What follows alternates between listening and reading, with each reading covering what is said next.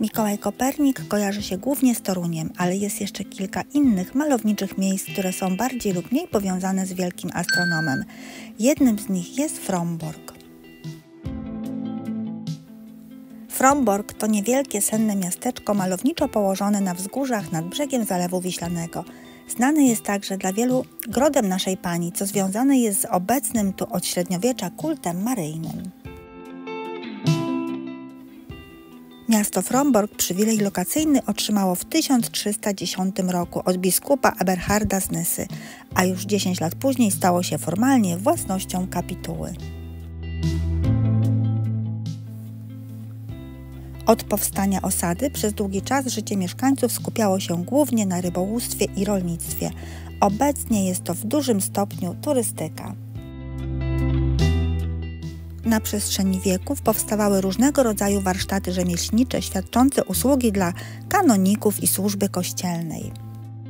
Życie całej społeczności toczyło się bowiem w cieniu wzgórza katedralnego, które góruje nad miastem po dziś dzień.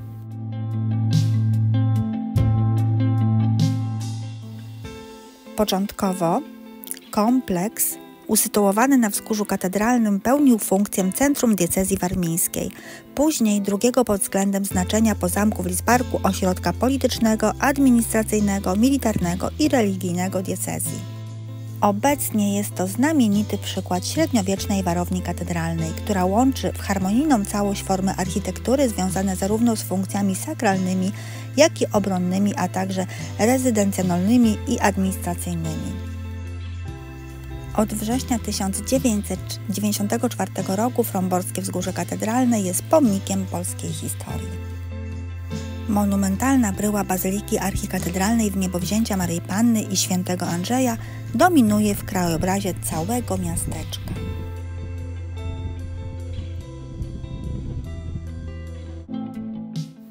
Bazylika uznana jest za jedną z największych budowli sakralnych środkowej Europy z praktycznie zachowaną w pełni pierwotną gotycką formą budowli. Jedynym stylistycznie odbiegającym członem jest późniejsza barokowa kaplica Zbawiciela, zwana też kaplicą biskupa Szembeka, dobudowana do południowej nawy gotyckiej bazyliki.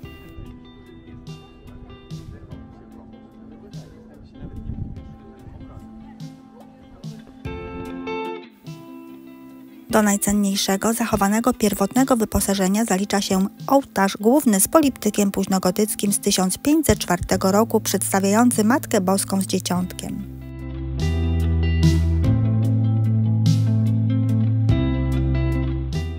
Ponadto w bazylice znajduje się grupa ołtarzy bocznych, marmurowa chrzcielnica, 2 ambony i cenny XVII-wieczny prospekt organowy. Istotnym elementem wystroju bazyliki jest zespół plastyki nagrobnej w postaci ponad 100 zabytkowych płyt oraz tablic epitafijnych biskupów i kanoników warmińskich. Na uwagę zasługuje też postawiona w 2005 roku tablica oznaczająca miejsce pochówku odnalezionych szczątków kanonika Mikołaja Kopernika, najsłynniejszego mieszkańca Fromborka i całej Warmii, a także wielkiego polskiego astronoma.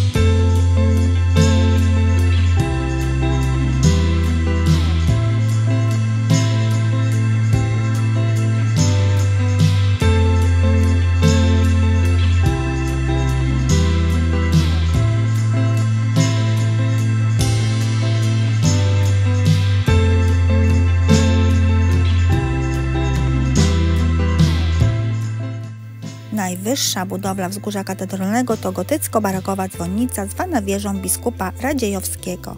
W jej przyziemiu mieści się niewielkie planetarium i minikino, gdzie można obejrzeć ciekawe prezentacje popularno-naukowe i seanse astronomiczne.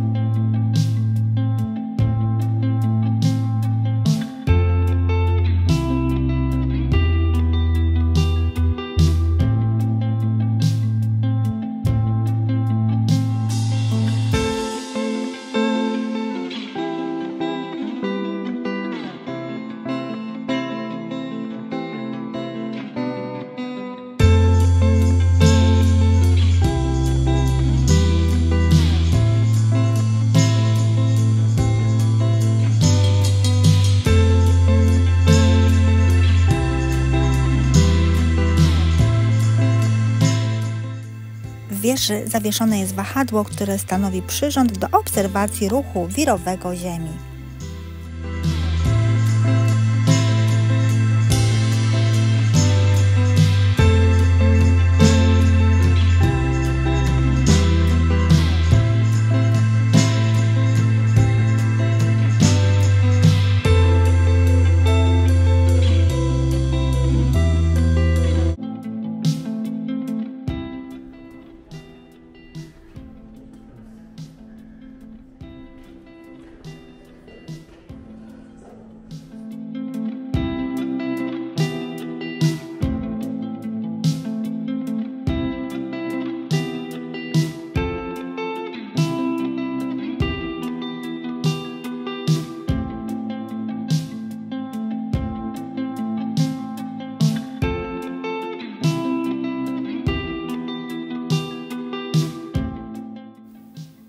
Z tarasu widokowego rozpościera się przepiękna panorama na całą okolicę Równiny Warmińskiej, niewielki port, wody zatoki oraz malownicze pasy lądu Mierzei Wiślanej.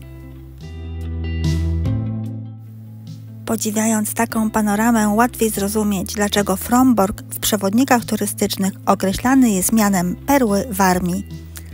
A teraz pozostawiam Was z tą malowniczą panoramą urokliwego Fromborka i do zobaczenia.